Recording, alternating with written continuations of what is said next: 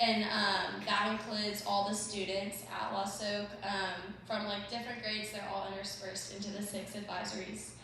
And then there's only 3 grades in high school in France, seconde, préliminaire, et terminale, which is why like Clemence, she was 18, she's 18 now as a senior, which is like a year older, so they finished high school a year earlier than us. And then the school itself, it was really interesting because they didn't really have hallways. Most of it was outdoors, and you would walk to the specific rooms, and it was really pretty. And then they have this one lawn, and you're not allowed to walk on the grass, so I thought that was interesting. And then also in France, you're not allowed to drive until you're 18, so it was funny seeing like all the students being driven by their parents, because for us it's different. We all have like the student parking lot, so I thought that was an interesting difference. And then Lost Oak is a boarding school, but it's a little bit different than the boarding schools here because all the boarders are required to go home on the weekends. So every Friday, you would see all of them with their suitcases, like going back to their cars, and I thought that was funny. And then they don't have any technology, so they don't have to use a computer or anything. The teacher has like a projector, but that's about it in the classes. It's very, I don't want to say like old-fashioned, but they only use like their paper and like they handwrite all their notes, and they don't have to like type any essays or anything. And then another difference I thought was funny, they only use like 5 pens, so like we have big pencil pouches and stuff, but when I showed them mine, they thought it was like really funny. And then the friars, the Dominican friars, they were present on campus. They're very different from the sisters because they don't have to wear their habits all the time. And like you would just see them like playing soccer with the boys and stuff. And it was just a different experience. So yeah, that's just a brief overview of what life was like at Lost Oak.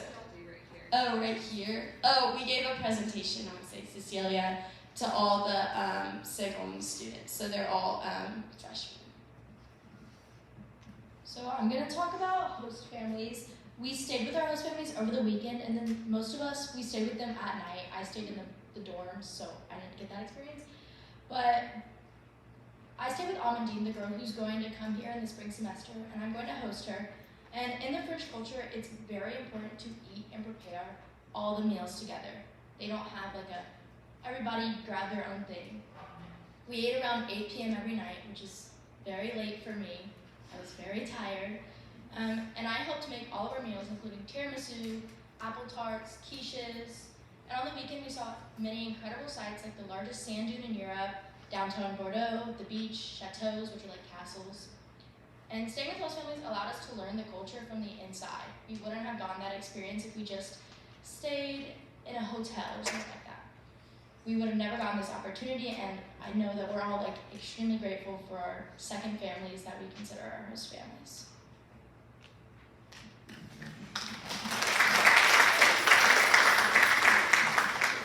Okay, so I'm talking about the service that we did in Lourdes. So first we took a bus from Le Soc to Lourdes, which was about like 3 hours. And the other students camped, but we stayed in a hotel nearby, like Lourdes. And then each day we would have like an elderly person or an infirm that we took and like helped them around, and we pushed them around in their wheelchairs and brought them to Mass. And then usually we brought them to a conference, and then we would drop them off at their hotels so that they could eat lunch, and then we would go eat our lunch. And then after lunch, we would pick them back up again from their hotels and then take them shopping or to a procession. And then after that, we would bring them back to their hotels, and we would go eat dinner and then have some free time before we went to a procession. And one cool thing is that 3 of us had like a family together that we were helping. So I had a mom, Anna Kate had the son, and then Lily Faye had the dad. So we were all together when we were helping them. And then this was really cool because we like saw how many people were there, and it was really cool to see how many people were there united, and it was almost like they didn't have like a reason to have faith, but they did, and that they were so hopeful like together at Lourdes. Every day in Lourdes, we participated in talks, mass, processions, and learned about St. Bernadette's life and Mary appearing to her. The talks were very interesting, and it helped me improve my French so much by listening. The guest speakers had such interesting stories about their faith and how God changed their lives. My favorite part was the candlelight procession. It was so beautiful, and there were so many people there. Every student from the SOC seemed so devoted, and it was really admirable. It was truly amazing to witness so many people at Lourdes, all there for the same overall goal, to see Mary appear where Mary appeared to Bernadette. One day during our free time in Lourdes, we went to the Lourdes pool. Everyone who goes to the Lourdes pool goes to see the miraculous spring and to wash their face. That water has healed so many people in the last 150 years. After we left the spring, I realized what an amazing experience I just witnessed. And it's crazy to think that Bernadette and Mary were really there. This was truly the highlight of my year, and I recommend it to all the French students next year.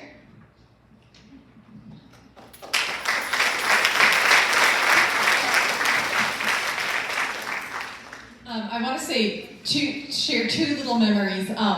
One is really more just of a thank you to all of you for your prayers for us, for your support. You know, as we were getting ready to leave, there were so many people who were assuring us, you'll be in our prayers, and we're so grateful for that, and your prayers really carried us throughout this trip, and we were also praying for you. So I want you to know that we lit a candle at Lourdes for all of you. We prayed for you at the parish church in La Brede, the village where we stayed at La Soque.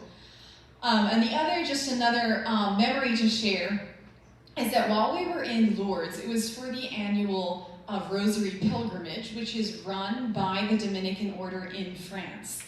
And so not only La Soque, but also many other schools run by Dominicans were there to serve the pilgrims. And there were a lot of other Dominican communities who were there as well. So over in the corner you can see me and Sister Marie Genevieve with a sister from another community. These sisters are also from another Dominican community. And then up in the corner you can see a Dominican friar whom Sister has known for 10 years, is that right? Mm-hmm.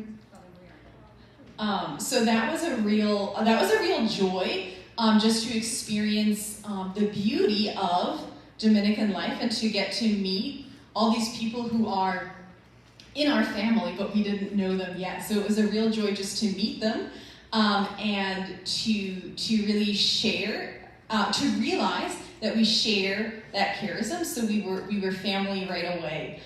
So that was one of the great joys of being on the Dominican pilgrimage in Lourdes. Yeah, thank you all so much, and also, yeah, the students too. All the students were wearing Dominican shield pins, and so that was neat that our girls got to see. I mean, I don't know how you all feel about being at a Dominican school and having the Dominican difference. We know we're different, but we don't know all the time. We don't get to see students who go to other Dominican schools. So that was really powerful, I think, for our girls to see how worldwide we have that connection in the Dominican family. All the students who go to Dominican schools, yes, sharing that charism. And I think our World Youth Day students have had similar experiences meeting students from other Dominican schools. But thank you all so much. Oh yeah, any questions? Great. Yeah, any questions about life with host families, the immersion experience, the school experience? Okay, I'm going to explain a little bit about Bordeaux and Le Bled and the region that... Yeah. Yes. So Bordeaux's known for their wine. So for example, my host family, they live on a vineyard, and a lot of the chateaus around them, there were just vineyards everywhere. So that was something that's unique to Bordeaux, but also other parts of France, but mainly in Bordeaux. And then another part that I thought was cool is that's Montesquieu's chateau. So I don't know if y'all have started learning about him in Western Civ or in U.S. government, but I thought it was really neat going to the spot where he had his second home and just seeing the documents that helped inspire our U.S. Constitution. So yeah, I thought that was really neat. Yes, so that's another chateau, more of a castle that we visited. It was really prominent during the medieval ages, so you can see by the door. Inside we weren't allowed to take any pictures, but it was really beautiful. What I thought was interesting about it was during the 1500s, it was redone by the same architect that redid the Notre Dame in Paris, so it had a lot of cool, unique features and stuff. Yes, the spire, and then he kind of transformed one part of the chateau. What I thought was the most interesting was there was a trough that was originally meant for the horses, but he turned it into like a hand washing station before the guests would enter the banquet room. So there were a lot. The same family has lived in that chateau since 1306. And our tour guide was one of the family members, and he was part British and part French, and he had quite a sense of humor. We also traveled with Versati High School in Texas. Yes. Do I see a question from Meg? This is more of a question for Anna and Kate. But since you said you stayed in the dorms, so what was that like? Well, they aren't, so they get out of the dorms at about 7 a.m. and they are not allowed back in until 9:30 p.m. Like, if you forget your schoolwork or anything, like, it's fine. But the dorms are extremely tidy. They don't have a lot of knickknacks. They basically have, I'd say like 3x5 closet for clothes, suitcase, maybe some snacks, maybe a few family pictures, and that's it. There's nothing else. But because I was so tired and jet lagged, I went into the dorms about 7 p.m. and slept before all of them. But my favorite memory was one night I was all alone in the dorms, and a girl came in, one of my really good friends that I met on that trip, and she played piano. And I have never heard anybody play piano that beautifully. They just had one sitting in the lobby, and pretty much all of the students I met could play beautifully. And yeah. Oh, yeah, so basically this was kind of crazy when we first heard it, but when we went to mass, like all school mass, they were singing like 4-part harmonies of all of the songs, like they just knew it, and we were like, how do they just know this? And apparently at Girl Scout camps that they have, it's like kind of like a religious retreat, and they just go and learn all of the songs and all of the harmonies, and just like stay there for like a couple weeks and learn it. So that was really fascinating, because when we first heard that, we were like, are we just out of the loop? Do we not get the memo? So that was really interesting. Thanks, Meg. Oh, yeah. As a French student who wants to go to this, how hard was it speaking there? Okay, so for me, this was my second exchange, but I still was far from being fluent. They'll match you up with a host family who's either good at English or, I don't know, it'll depend based on your level. So for me, I feel like Sarah, should you This is my second year of French, and I'm definitely not fluent, but my host family was really good, and we did have like some miscommunications, but everything went well, and I think it would be good if you're really into French. And did you work hard over the summer to get ready? Yeah, I worked really hard over the summer.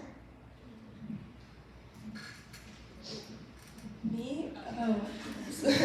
I don't take French this year, so I was kind of rusty when I went. But like, it's kind of different in France because almost everybody there knows a little bit of English. Like, they know some English and you can communicate somewhat. And they can tell that you're American. They can tell.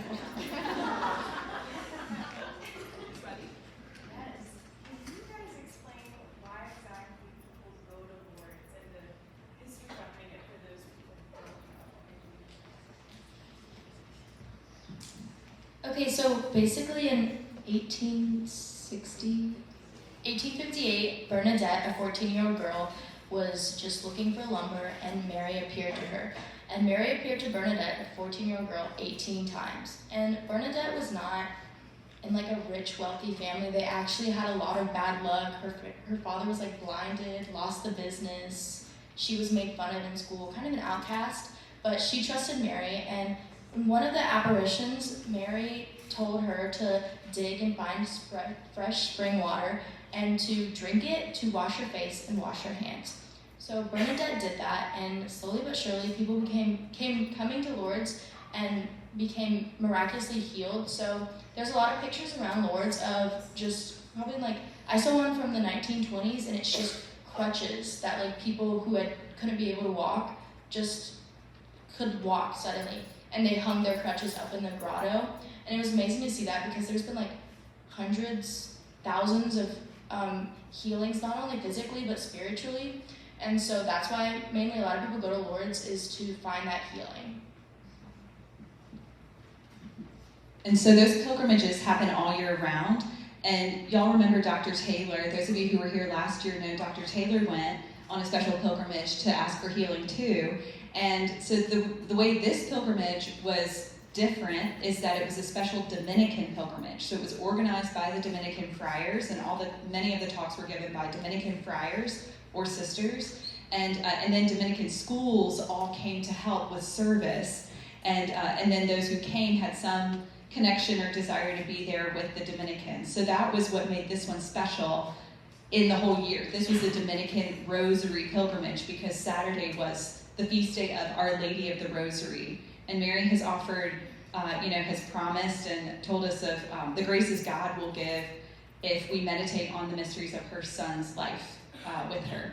And so that was what everybody was there for, was to meditate on the mysteries of her son's life with her, with Mary. And to be in that place, I think the girls would agree that there's a peace like no other in the grotto.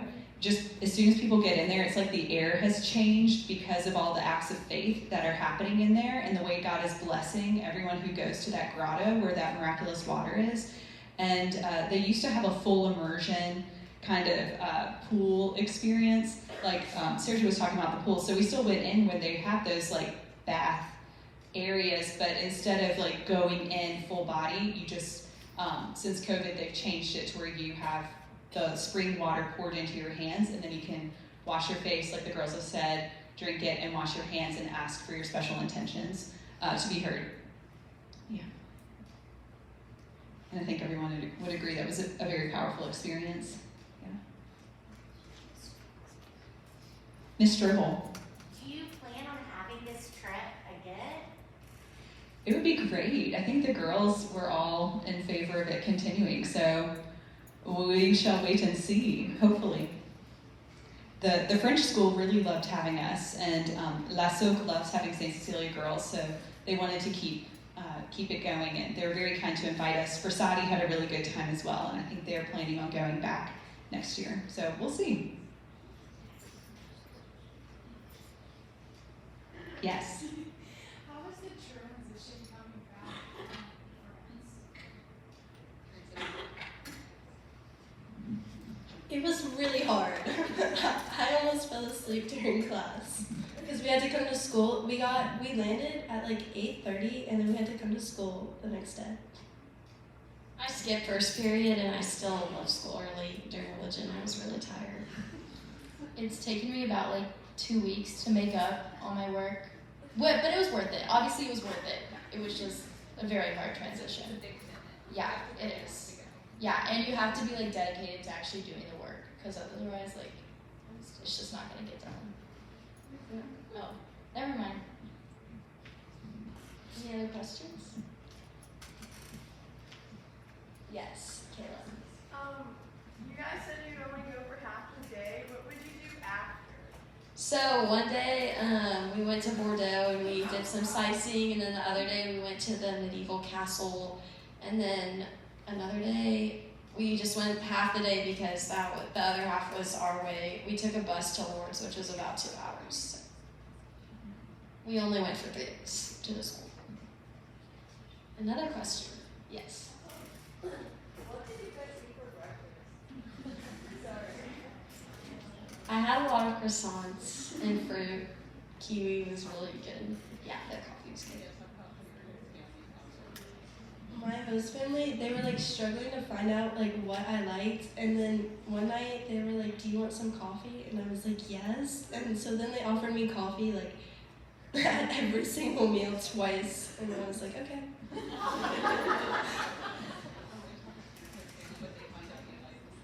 Oh, my host family found out from sister that I really like ice cream. And they found out that I like to eat it, sometimes for breakfast when I'm stressed out. And so on our last last night they took me on like a little Bordeaux by night, they called it, and they were like, well, before Anna Kate leaves, she needs to have one last ice cream. And so they took me to an American diner where they had just a bunch of different ice creams. And they were like, well, this is the only place that we know has ice cream, like the 50s American diner. And they like always had ice cream on hand for me. It was really sweet.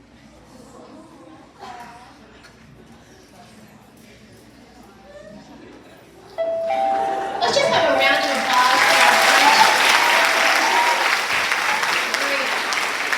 And I want to thank especially Sister Marie Genevieve for she spent weeks and weeks, months really planning and organizing and making this possible. Sister, thank you so much. Didn't they do a fantastic job? That was amazing. Okay. Maggie Neeson is going to help us with dismissal and we'll go to first period. Thank you.